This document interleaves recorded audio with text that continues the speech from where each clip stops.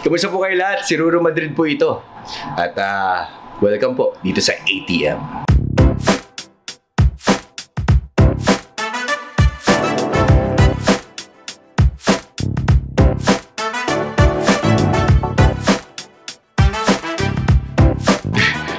Yes. Opo, natanong ko po yan kasi syempre nung bata ako, parang nawiwirdo ako, bakit Ruro Rararerip mga pangalan namin magkakapatid? Sinabi nga ng magulang ko sa akin na parang daw pagkakakain, mas madali daw tawagin. Diba? Salamat naman po sa magulang ko. Okay.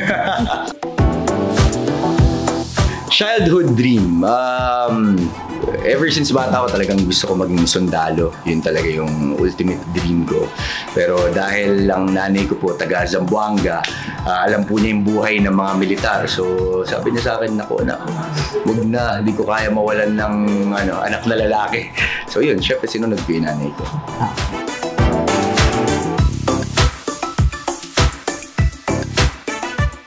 Isang artist na pwedeng pakinggan ng paulit-ulit. At dadalhin din yung artist na yun, pwedeng Coldplay. Kasi, di ba, yung latest album nila parang E.T., di ba, parang out of this world yung concept ng album. So, baka yun, paulit-ulit ko lang papakinggan at i-enjoy ang kalawakan. Siguro, isa akong parang minsan kasi iniisip ko na parang medyo iba naman. Minsan pinapangarap ko rin maging chef. Kasi hindi po talaga ako marunong magluto.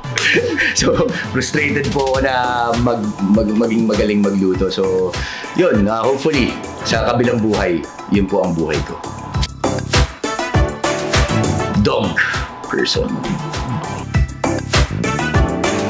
My superhero?